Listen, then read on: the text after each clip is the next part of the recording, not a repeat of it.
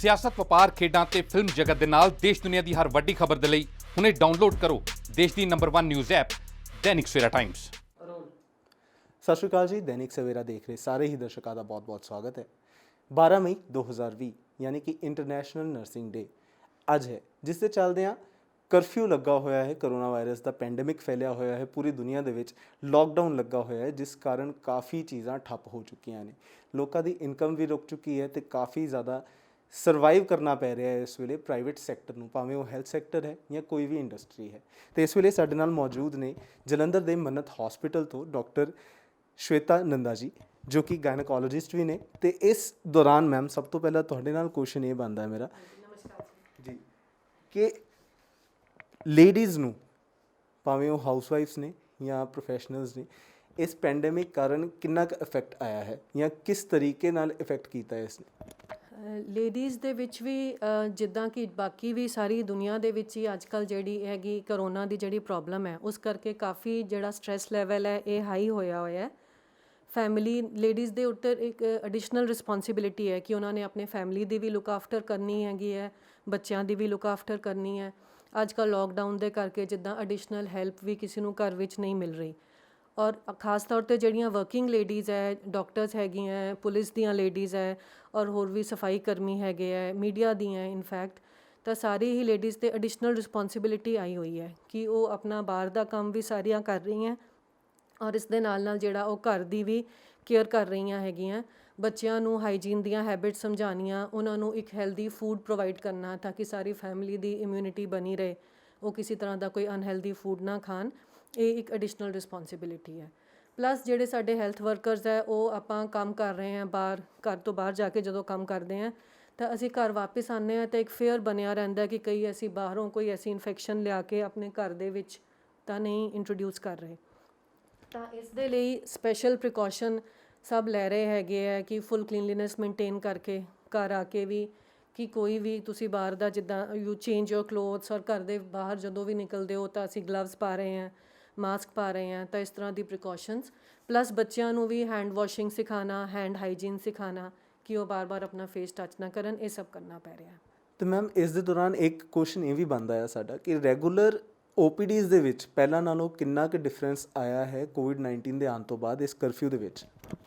ਹਾਂਜੀ, regular OPD ਦੇ ਵਿੱਚ ਕੁਝ ਤਾਂ ਅਸੀਂ ਵੀ ਆਪਣੇ ਪੇਸ਼ੈਂਟਸ ਨੂੰ ਕਈਆਂ ਨੂੰ ਐਡਵਾਈਸ ਕਰ ਰਹੇ ਹਾਂ ਕਿ ਜਿਹਨੂੰ ਜ਼ਰੂਰਤ ਹੈ, ਇਨ ਦ ਸੈਂਸ ਕਿ ਆਪਾਂ ਮੈਡੀਸਿਨ ਕਈ ਵਾਰ ਥੋੜ੍ਹੀ ਐਡੀਸ਼ਨਲ ਮੈਡੀਸਿਨ ਦੇ ਰਹੇ ਹਾਂ, ਔਰ ਜਿੱਦਾਂ ਟੈਲੀਮੈਡੀਸਿਨ ਅਸੀਂ ਫੋਲੋ ਕਰ ਰਹੇ ਹਾਂ ਕਿ ਜੇ ਕੋਈ ਪ੍ਰੋਬਲਮ ਐਸੀ ਹੈ ਜਿਹਨੂੰ ਕਿ ਚੈੱਕਅਪ ਦੀ ਜ਼ਰੂਰਤ ਨਹੀਂ ਔਰ ਮੈਡੀਸਿਨ ਦੇ ਨਾਲ ਫੋਨ 'ਤੇ ਦੱਸ ਕੇ ਹੋ ਰਹੀ ਹੈ ਤਾਂ ਉਹ ਵੀ ਅਸੀਂ ਕਰ ਰਹੇ ਹਾਂ। ਵਰਨਾ ਪੇਸ਼ੈਂਟਸ ਨੂੰ ਅਪਾਇੰਟਮੈਂਟ ਲੈ ਕੇ ਆਉਣ ਤਾਂ OPD ਦੇ ਵਿੱਚ ਸੋਸ਼ਲ ਡਿਸਟੈਂਸਿੰਗ ਦਾ ਫੋਲੋ ਹੋ ਰਿਹਾ। ਅੱਜ ਕੱਲ੍ਹ ਕਈ ਪੇਸ਼ੈਂਟਸ ਨੂੰ ਈਵਨ ਜਿੱਦਾਂ ਜਿਹਨਾਂ ਦੀ ਡਿਲੀਵਰੀ ਹੋਣ ਵਾਲੀ ਹੈ ਜਾਂ ਵੈਸੇ ਵੀ ਜਿੱਦਾਂ ਮਨ ਦੇ ਵਿੱਚ ਇੱਕ ਫੇਅਰ ਆ ਗਿਆ ਹੈ ਹੌਸਪੀਟਲ ਦਾ, ਲੇਕਿਨ ਮੈਂ ਅਸ਼ੋਰ ਕਰਨਾ ਚਾਹੁੰਦੀ ਹਾਂ ਕਿ ਹੌਸਪੀਟਲਸ ਦੇ ਵਿੱਚ ਅਸੀਂ ਟੋਟਲ ਕਲੀਨਲੀਨੈਸ, ਜਿੱਦਾਂ ਕਿ ਜੋ ਵੀ ਕੈਮੀਕਲਸ ਦੀ ਕਲੀਨਿੰਗ ਹੈ, ਹਾਈਪੋਕਲੋਰਾਈਡ ਸੋਲਿਊਸ਼ਨ ਹੈ, 70% ਅਲਕੋਹਲ ਹੈ, ਇਹਨਾਂ ਦੇ ਨਾਲ ਰੈਗੂਲਰ ਕਲੀਨਿੰਗ ਹੌਸਪੀਟਲਸ ਦੀ, ਫਲੋਰ ਦੀ, ਸਰਫੇਸਿਸ ਦੀ, ਈਵਨ ਕਿ ਜਿੱਦਾਂ ਡੋਰਸ ਦੀ ਰੈਗੂਲਰ ਕਲੀਨਿੰਗ, ਕਿ ਡੋਰ ਓਪਨ ਰੱਖਿਆ ਜਾ ਰਿਹਾ ਹੈ ਕਿ ਬਾਰ-ਬਾਰ ਕੰਟੈਮੀਨੇਸ਼ਨ ਨਾ ਹੋਵੇ। ਤਾਂ ਇਹ ਸਾਰੀਆਂ ਪ੍ਰੀਕਾਸ਼ਨਸ, OTs ਦੀ ਕਲੀਨਿੰਗ ਤਾਂ ਵੈਸੇ ਵੀ ਰੈਗੂਲਰ ਹੁੰਦੀ ਹੈ, ਲੇਕਿਨ ਅੱਜ ਕੱਲ੍ਹ ਸਾਰੀਆਂ ਐਡੀਸ਼ਨਲ ਪ੍ਰੀਕਾਸ਼ਨਸ ਲਿੱਤੀਆਂ ਜਾ ਰਹੀਆਂ ਕਿ ਕਿਸੇ ਵੀ ਤਰੀਕੇ ਜੋ ਵੈਸੇ ਤਾਂ ਇਨਫੈਕਟਡ ਪੇਸ਼ੈਂਟ, ਕੋਈ ਰੱਬ ਕਰੇ ਕਿਸੇ ਨੂੰ ਇਨਫੈਕਸ਼ਨ ਹੋਵੇ ਹੀ ਨਾ, ਲੇਕਿਨ ਜੇ ਕੁਛ ਹੈ ਵੀ ਤਾਂ ਕਿ ਕਿਸੇ ਹੌਸਪੀਟਲ ਤੋਂ ਕਿਸੇ ਵੀ ਤਰ੍ਹਾਂ ਦੀ ਕੋਈ ਇਨਫੈਕਸ਼ਨ ਨਾ ਫੈਲੇ।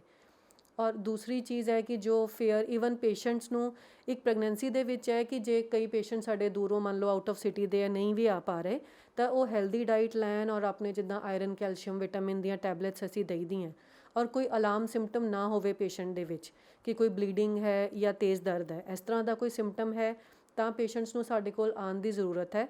ਵਰਨਾ ਜੇ ਉਹ ਲੋਕਡਾਊਨ ਕਰਕੇ ਨਹੀਂ ਵੀ ਆ ਪਾ ਰਹੇ ਸੀ ਤਾਂ ਉਹ ਆਪਣੀ ਰੈਗੂਲਰ ਮੈਡੀਸਿਨ ਘਰੇ ਰਹਿ ਕੇ ਖਾ ਸਕਦੇ ਆ।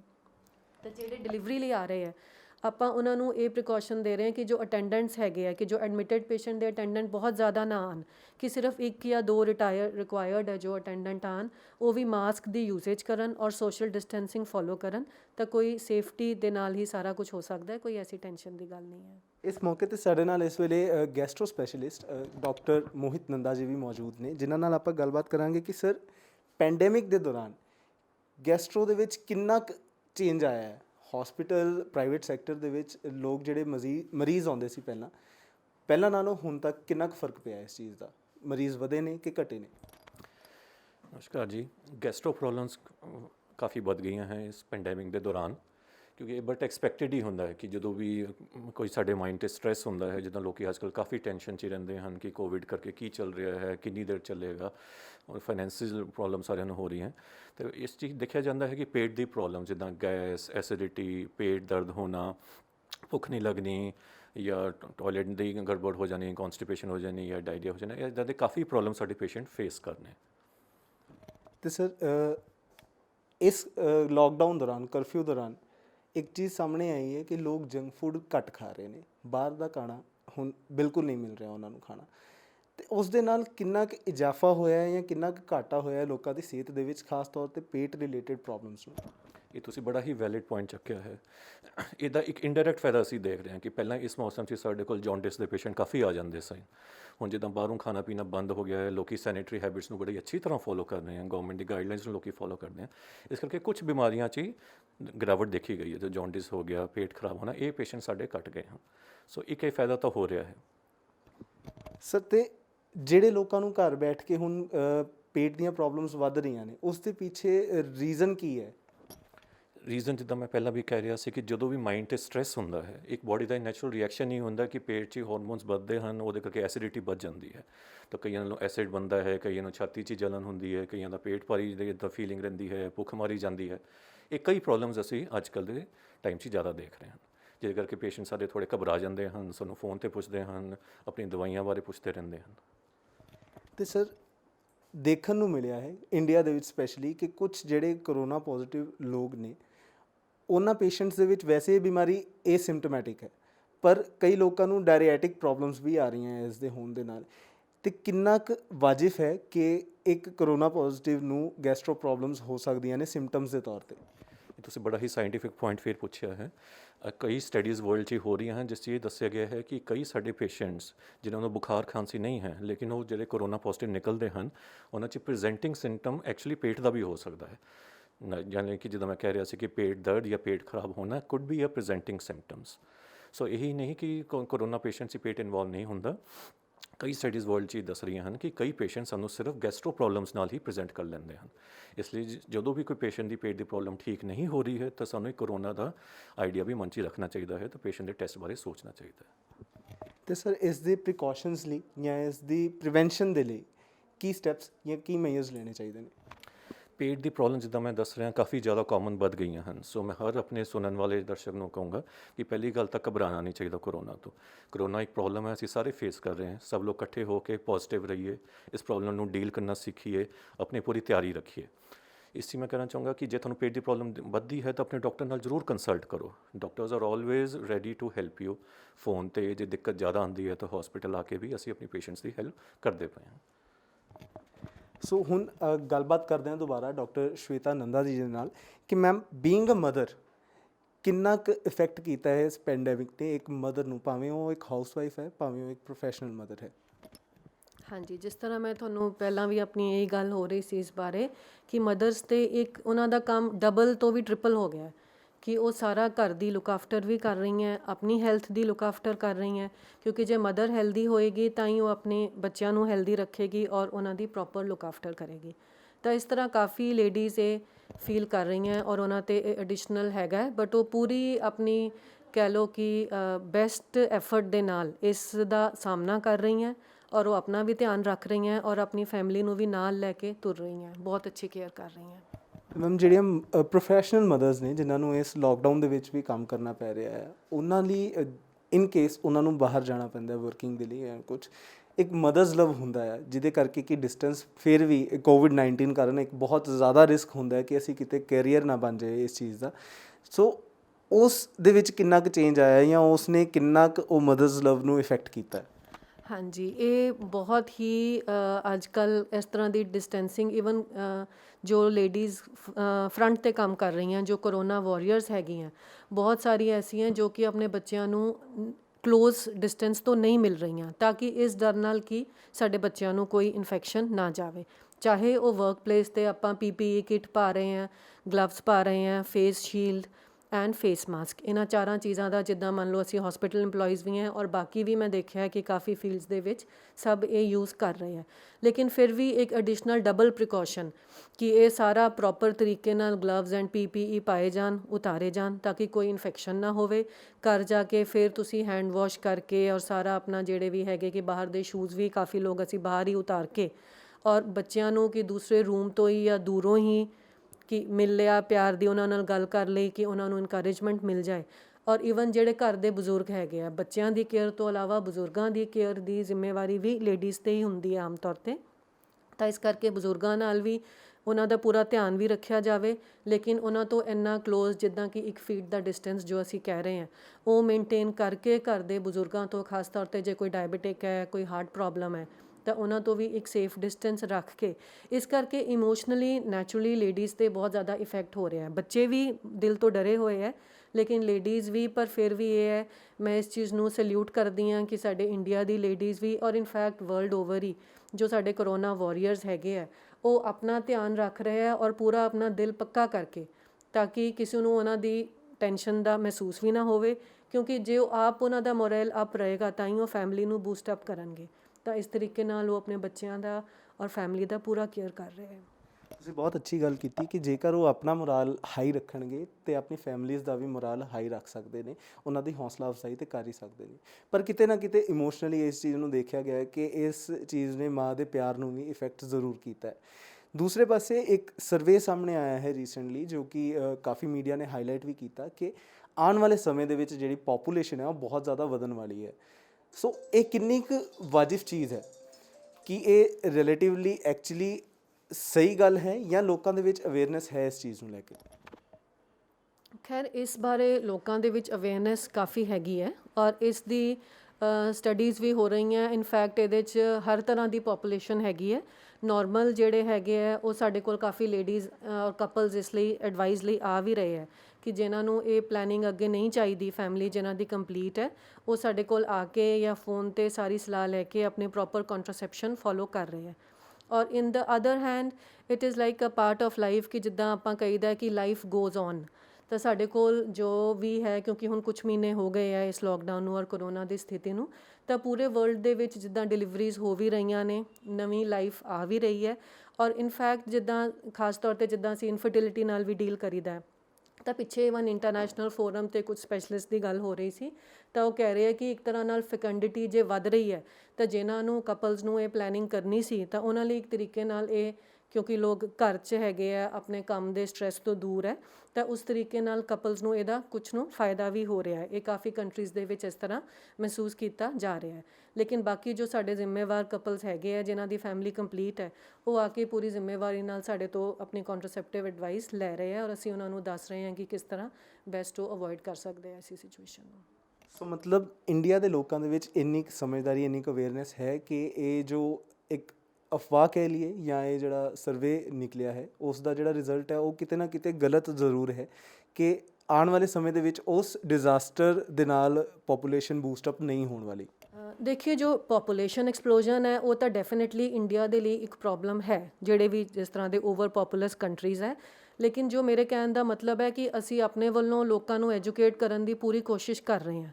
ਹਾਂ, ਕਈ ਤਰ੍ਹਾਂ ਦੇ ਸਮਾਜ ਦੇ ਤਬਕਿਆਂ ਦੇ ਵਿੱਚ ਜਿਨ੍ਹਾਂ ਨੂੰ ਇਹ ਨੌਲੇਜ ਨਹੀਂ ਹੈ ਤਾਂ ਅਸੀਂ ਡਾਕਟਰਸ ਦੀ ਜਾਂ ਈਵਨ ਮੀਡੀਆ ਦੀ ਇਹ ਕੋਸ਼ਿਸ਼ ਹੋਣੀ ਚਾਹੀਦੀ ਹੈ ਕਿ ਆਪਾਂ ਸਾਰੇ ਰਲ ਕੇ ਲੋਕਾਂ ਨੂੰ ਇਸ ਬਾਰੇ ਐਜੂਕੇਟ ਕਰੀਏ, ਕਿਉਂਕਿ ਇੰਨੀ ਪੋਪੂਲੇਸ਼ਨ ਐਕਸਪਲੋਜਨ ਨੂੰ ਕੋਈ ਵੀ ਸਿਸਟਮ ਜਾਂ ਕੰਟਰੀ ਹੈਂਡਲ ਨਹੀਂ ਕਰ ਪਾਏਗਾ।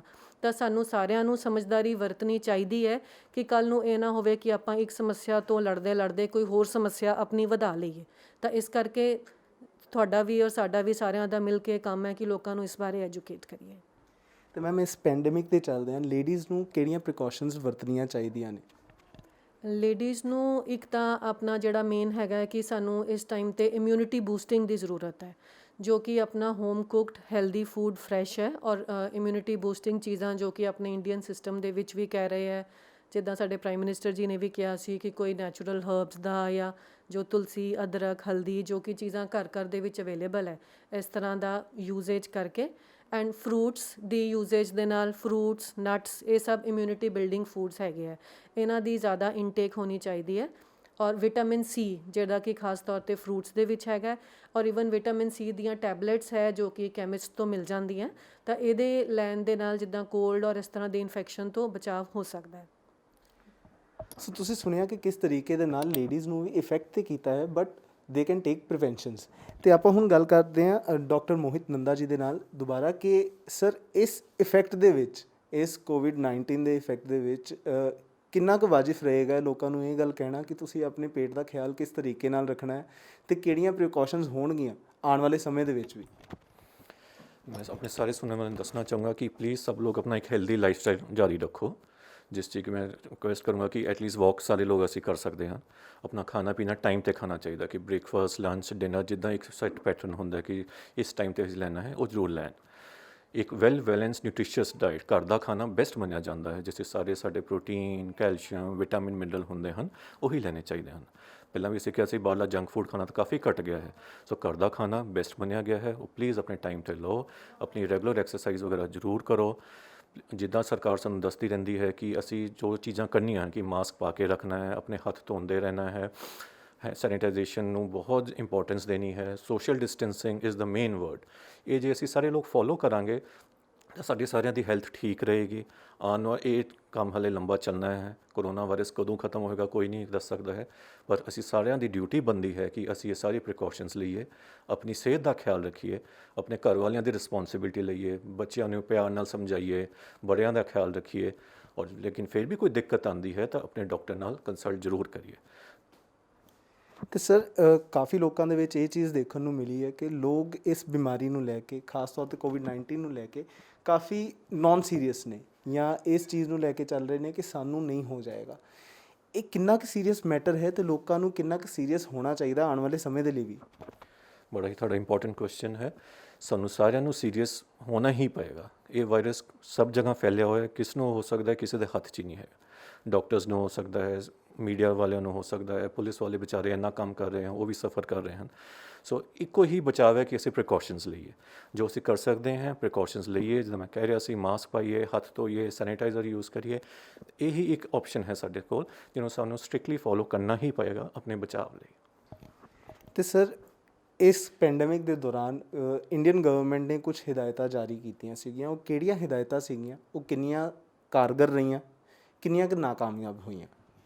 ਮੈਡੀਕਲ ਸੈਕਟਰ ਲਈ ਮੈਂ ਤੁਹਾਨੂੰ ਦੱਸ ਸਕਦਾ ਹਾਂ ਕਿ ਗਵਰਨਮੈਂਟ ਬਾਰ-ਬਾਰ ਸਾਨੂੰ ਗਾਈਡਲਾਈਨਸ ਦਿੰਦੇ ਰਹਿੰਦੇ ਹਨ, ਜੋ ਕਿ ਕਾਫੀ ਹਸਪੀਟਲਸ, ਆਈ ਥਿੰਕ ਸਾਰੇ ਹਸਪੀਟਲਸ ਹੀ ਫੋਲੋ ਕਰਦੇ ਹਨ। ਜਿੱਦਾਂ ਹੀ ਪੇਸ਼ੈਂਟ ਹਸਪੀਟਲ 'ਚ ਆਉਂਦਾ ਹੈ, ਅਸੀਂ ਇੱਕ ਫਲੂ ਕੋਰਨਰ ਬਣਾਇਆ ਹੋਇਆ ਜਿੱਥੇ ਪੇਸ਼ੈਂਟ ਦਾ ਟੈਂਪਰੇਚਰ ਦੇਖਿਆ ਜਾਂਦਾ ਹੈ, ਉਹਦੀ ਹਿਸਟਰੀ ਲਈ ਜਾਂਦੀ ਹੈ ਕਿ ਤੁਹਾਡੇ ਘਰ 'ਚ ਜਾਂ ਆਸ-ਪਾਸ ਕਿਸੇ ਨੂੰ ਕਰੋਨਾ ਦਾ ਕੋਈ ਪੇਸ਼ੈਂਟ ਤਾਂ ਨਹੀਂ ਹੈਗਾ, ਉਹਨਾਂ ਦੀ ਕੋਈ ਟਰੈਵਲ ਹਿਸਟਰੀ ਤਾਂ ਨਹੀਂ ਹੈਗੀ। ਇਹ ਜੇ ਸਾਰੇ ਪੁਆਇੰਟਸ ਨਹੀਂ ਹੁੰਦੇ ਫਿਰ ਹੀ, ਔਰ ਉਹਨਾਂ ਦਾ ਫੀਵਰ ਵਗੈਰਾ ਠੀਕ ਹੁੰਦਾ, ਫਿਰ ਪੇਸ਼ੈਂਟ ਅੱਗੇ ਹਸਪੀਟਲ 'ਚ ਐਂਟਰ ਕਰਦਾ ਹੈ ਤਾਂ ਰਿਸਪੈਕਟਿਵ ਡਾਕਟਰ ਨੂੰ ਮਿਲਦਾ ਹੈ। ਅਦਰ ਵੇ ਅਰਾਊਂਡ ਜੇ ਕਿਸੇ ਵੀ ਪੇਸ਼ੈਂਟ ਨੂੰ ਇੱਦਾਂ ਦੀ ਪ੍ਰੋਬਲਮ ਸਾਡੇ ਫਲੂ ਕੋਰਨਰ ਵਾਲੇ ਹੀ ਪਕੜ ਲੈਂਦੇ ਹਨ, ਫਿਰ ਅਸੀਂ ਉਹਨਾਂ ਨੂੰ ਗਾਈਡ ਕਰਦੇ ਹਨ ਕਿ ਤੁਸੀਂ ਇਹਦਾ ਪ੍ਰੋਪਰ ਪਲੀਜ਼ ਚੈੱਕਅਪ ਕਰਾਓ। As per government guideline civil hospital ਜਾ ਕੇ ਉਹ ਆਪਣਾ ਚੈੱਕਅਪ ਫਿਰ ਕਰਾਉਂਦੇ ਹਨ। ਸੋ ਗਾਈਡਲਾਈਨਸ ਤਾਂ ਇਨ ਪਲੇਸ ਹੈ ਔਰ ਸਾਰੇ ਹਸਪੀਟਲਸ ਆਈ ਥਿੰਕ ਸਾਰੇ ਇਹਨਾਂ ਨੂੰ ਫੋਲੋ ਕਰ ਹੀ ਰਹੇ ਹਨ, ਜਿਹਦੇ ਕਰਕੇ ਥੋੜੀ ਸਿਚੁਏਸ਼ਨ ਕੰਟਰੋਲ 'ਚ ਵੀ ਹੈ। ਔਰ ਆਉਣ ਵਾਲੇ ਸਮੇਂ 'ਚ ਕਰੋਨਾ ਵਾਇਰਸ ਰਹੇਗਾ, ਇਹ ਗਾਈਡਲਾਈਨ ਸਾਨੂੰ ਫੋਲੋ ਹੀ ਕਰਨੀਆਂ ਪੈਣਗੀਆਂ, ਆਪਣਾ ਧਿਆਨ ਹੀ ਰੱਖਣਾ ਪਏਗਾ, ਇਹੀ ਇੱਕ ਸੋਲੂਸ਼ਨ ਹੈ। ਤੇ ਸਰ ਗਵਰਨਮੈਂਟ ਨੂੰ ਐਸੇ ਕਿਹੜੇ ਸਟੈਪਸ ਹੁਣ ਚੱਕਣੇ ਚਾਹੀਦੇ ਨੇ? ਮੇਰਾ ਆਖਰੀ ਕੁਐਸਚਨ ਇਹੀ ਰਹੇਗਾ ਕਿ ਗਵਰਨਮੈਂਟਸ ਨੂੰ ਐਸੇ ਕਿਹੜੇ ਸਟੈਪਸ ਚੱਕਣੇ ਚਾਹੀਦੇ ਨੇ ਜਿਹੜੇ ਉਹ ਪਹਿਲਾਂ ਚੱਕ ਸਕਦੀ ਸੀਗੀ ਪਰ ਹਾਲੇ ਤੱਕ ਸਟੈਪਸ ਲਿੱਤੇ ਨਹੀਂ ਗਏ, ਉਹ ਜਾਂ ਐਸੇ ਕਿਹੜੀਆਂ ਰਿਬੇਟਸ ਨੇ ਜਿਹੜੀਆਂ ਕਿ ਪ੍ਰਾਈਵੇਟ ਸੈਕਟਰ ਲਈ, ਪ੍ਰਾਈਵੇਟ ਹੈਲਥ ਸੈਕਟਰ ਲਈ ਸਪੈਸ਼ਲੀ ਉਹਨਾਂ ਨੂੰ ਦੇਣੀਆਂ ਚਾਹੀਦੀਆਂ ਨੇ, ਕਿਹੜੇ ਮਾਮਲੇ ਦੇ ਵਿੱਚ? ਸੋ ਪ੍ਰਾਈਵੇਟ ਹੈਲਥ ਸੈਕਟਰ ਦੇ ਆਪਣੇ ਬੜੇ ਖਰਚੇ ਹੁੰਦੇ ਹਨ, ਜੋ ਕਿ ਸਾਡੇ ਜੋ ਗਰੁੱਪਸ ਹੈਗੇ IMA ਵਾਲੇ ਉਹ ਡਿਸਕਸ ਕਰਦੇ ਰਹਿੰਦੇ ਹਨ ਗਵਰਨਮੈਂਟ ਨਾਲ। ਸੋ ਜੋ ਪਰਟੀਕੂਲਰ ਹੋਵੇ ਜਿੱਦਾਂ GST ਕਲੈਕਸ਼ਨ ਹੈ, ਟੈਕਸ ਹੈ, ਪ੍ਰੋਪਰਟੀ ਟੈਕਸ ਹੈ, ਇਹ ਕਈ ਪੁਆਇੰਟਸ ਆਈ ਥਿੰਕ ਜੋ ਸਾਡੇ ਸੀਨੀਅਰ ਲੋਕ ਹੈ ਗਵਰਨਮੈਂਟ ਨਾਲ ਇਨ ਟੱਚ ਹੁੰਦੇ ਰਹਿਣਗੇ ਤਾਂ ਇੱਕ ਪ੍ਰੋਪਰ ਇੱਕ ਵੇ ਆਊਟ ਲੱਭ ਲਿਆ ਜਾਏਗਾ। ਸਾਡਾ ਜੋ ਰੋਲ ਆ ਜਾਂਦਾ ਹੈ ਸਮਾਲ ਸਕੇਲ ਹਸਪੀਟਲਸ ਕਿ ਅਸੀਂ ਆਪਣੇ ਪੇਸ਼ੈਂਟਸ ਦੀ ਹੈਲਪ ਕਰੀਏ, ਉਹਨਾਂ ਨੂੰ ਗਾਈਡ ਕਰੀਏ, ਉਹਨਾਂ ਦਾ ਧਿਆਨ ਰੱਖੀਏ। ਪੇਸ਼ੈਂਟਸ ਦਾ ਇੱਕ ਕੌਨਫੀਡੈਂਸ ਬਣਿਆ ਰਹਿਣਾ ਚਾਹੀਦਾ ਹੈਗਾ ਆਪਣੇ ਡਾਕਟਰ 'ਤੇ ਕਿ ਅਸੀਂ ਉਹਨਾਂ ਲਈ ਅਵੇਲੇਬਲ ਹੈ, 24 ਘੰਟੇ ਅਵੇਲੇਬਲ ਹੈ, ਫੋਨ 'ਤੇ ਹਸਪੀਟਲ ਖੁੱਲ੍ਹਿਆ ਹੀ ਰਹਿੰਦਾ ਹੈ, ਕੋਈ ਐਮਰਜੈਂਸੀ ਹੁੰਦੀ ਹੈ ਤਾਂ ਅਸੀਂ ਆਪ ਆ ਕੇ ਦੇਖਦੇ ਹਾਂ। ਜੋ ਤੁਸੀਂ ਪੁਆਇੰਟ ਪੁੱਛ ਰਹੇ ਗਵਰਨਮੈਂਟ ਵੱਲੋਂ ਮੇਰੀ ਇੱਕ ਸੁਜੈਸ਼ਨ ਹੋ ਸਕਦੀ ਹੈ ਕਿ ਲੈਬ ਟੈਸਟਿੰਗ ਸ਼ਾਇਦ ਹੋਰ ਇਨਕਰੀਜ਼ ਕਰ ਸਕਦੇ ਹਾਂ, ਜਿਹਦੇ ਕਰਕੇ ਜਿੱਦਾਂ ਸਾਡੇ ਰੋਜ਼ ਅਖਬਾਰ 'ਚ ਆਉਂਦੇ ਕਿ ਪੈਂਡਿੰਗ ਰਿਪੋਰਟਸ ਬਹੁਤ ਚੱਲ ਰਹੀਆਂ, ਉਹ ਜੇ ਅਸੀਂ ਨੰਬਰ ਘਟਾ ਲਈਏ ਤਾਂ ਜਿਹੜੇ ਹਾਲੇ ਪੇਸ਼ੈਂਟ ਮਿਸ ਹੋ ਰਹੇ ਹਨ ਉਹ ਜਲਦੀ ਤੋਂ ਜਲਦੀ ਡਾਇਗਨੋਸ ਹੋ ਜਾਣਗੇ, ਜਿਹਦੇ ਕਾਰਨ ਸ਼ਾਇਦ ਇਹ ਸਿਚੁਏਸ਼ਨ ਹੋਰ ਕੰਟਰੋਲ ਹੋ ਸਕੇ। ਸੋ ਤੁਸੀਂ ਦੇਖਿਆ ਕਿ ਕਿਸ ਤਰੀਕੇ ਦੇ ਨਾਲ ਡਾਕਟਰ ਨੰਦਾ ਨੇ, ਸ਼ਵੇਤਾ ਨੰਦਾ ਨੇ ਤੇ ਮੋਹਿਤ ਨੰਦਾ ਜੀ ਨੇ ਇਹੀ ਗੱਲ ਕਹੀ ਹੈ ਕਿ ਲੋਕਾਂ ਨੂੰ ਆਪਣੇ ਤੌਰ ਤੇ ਇਹਤਿਆਤ ਵਰਤਣੇ ਜ਼ਰੂਰੀ ਨੇ ਤੇ ਨਾਲੋਂ ਨਾਲ ਜਿਹੜੀ ਗਵਰਨਮੈਂਟ ਹੈ ਉਹਨਾਂ ਨੂੰ ਵੀ ਇੱਕ ਨਵੇਂ ਸਟੈਪਸ ਲੈਣੇ ਚਾਹੀਦੇ ਨੇ ਜਿਸ ਦੇ ਵਿੱਚ ਕਿ ਟੈਸਟਿੰਗ ਨੂੰ ਵਧਾਇਆ ਜਾ ਸਕੇ ਤਾਂ ਕਿ ਆਉਣ ਵਾਲੇ ਸਮੇਂ ਦੇ ਵਿੱਚ ਜਲਦੀ ਤੋਂ ਜਲਦੀ ਇਸ ਕਰੋਨਾ ਵਾਇਰਸ ਨੂੰ ਖਤਮ ਕੀਤਾ ਜਾ ਸਕੇ ਜਾਂ ਫਿਰ ਰੋਕਥਾਮ ਕੀਤੀ ਜਾ ਸਕੇ। ਕੈਮਰਾਮੈਨ ਜਤਿਨ ਰਾਜਪੂਤ ਦੇ ਨਾਲ ਮਨਰਾਜਦੀਪ ਚੱਠਾ, ਜਲੰਧਰ ਤੋਂ।